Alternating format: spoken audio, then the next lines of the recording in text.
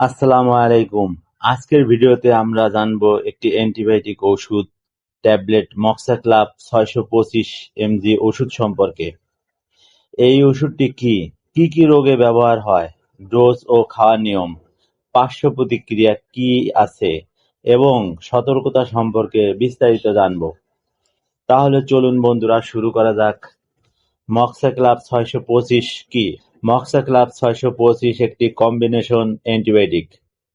এতে উপাদান আছে অ্যামোক্সাসিলিন ও ক্লাবনিক অ্যাসিড। আর ওষুধটি প্রস্তুতকারক কোম্পানি স্কয়ার ফার্মাসিউটিক্যালস লিমিটেড। কি কি রোগে ব্যবহার হয়? গলা ব্যথা ও টনসিলের ইনফেকশন, সাইনাসের ইনফেকশন, কানের ইনফেকশন, ব্রঙ্কাইটিস ও নিউমোনিয়া, দাঁতের ইনফেকশন, ইউরিন ইনফেকশন, ত্বকের ইনফেকশন ইত্যাদি রোগে ব্যবহার হয়। ডোজ ও খাওয়ার নিয়ম: সাধারণত একটি ট্যাবলেট দিনে ২ থেকে ৩ বার খেতে হয় অথবা একজন চিকিৎসকের পরামর্শ অনুযায়ী খেতে হবে। খাবারের পর খেলে ভালো কাজ করে। নির্দিষ্ট সময় মেনে খেতে হবে।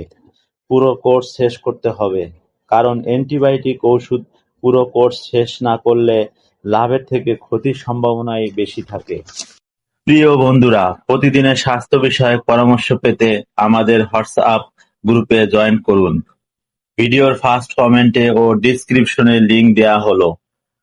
অবশ্যই সাবস্ক্রাইব করে যুক্ত হবেন। ২৪ ঘন্টা প্রাথমিক সেবা পাবেন। পার্শ্ব প্রতিক্রিয়া: এই ওষুধের কিছু সাধারণ পার্শ্ব প্রতিক্রিয়া: ডায়রিয়া, বমি ভাব, পেট ব্যথা ইত্যাদি। গুরুতর পার্শ্ব প্রতিক্রিয়া: অ্যালার্জি, শ্বাস নিতে কষ্ট, লিভারের সমস্যা দেখা দিলে অবশ্যই ডাক্তারের সাথে যোগাযোগ করুন।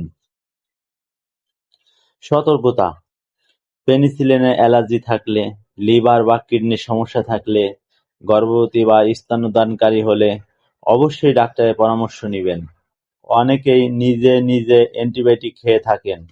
এটা খুবই বিপজ্জনক, তাই ডাক্তারের পরামর্শ অনুযায়ী খাবেন। তো বন্ধুরা, আজকে আমরা জানলাম মক্সাক্লাভ ৬২৫ ওষুধ সম্পর্কে বিস্তারিত। এই ওষুধের সাথে পরিচিত আছেন কিনা, এই ওষুধ খাচ্ছেন কিনা অবশ্যই কমেন্টে জানাবেন। এই ভিডিওটি শুধুমাত্র সচেতনতার জন্য। কোনো ওষুধ সেবনের আগে অবশ্যই রেজিস্টার্ড চিকিৎসকের পরামর্শ নিন। ভিডিওটি ভালো লাগলে লাইক দিন, বন্ধুদের সাথে শেয়ার করুন। নতুন নতুন স্বাস্থ্য বিষয়ক ভিডিও পেতে সাবস্ক্রাইব করুন। আপনার মতামত জানাতে কমেন্ট করুন। সবাইকে ধন্যবাদ। সুস্থ থাকুন। আর যারা কুফরি করবে ও আমার নির্দেশগুলোকে অস্বীকার করবে তারাই জাহান্নামী, সেখানে তারা চিরকাল থাকবে। সূরা আল বাকারা আয়াত ৩৯।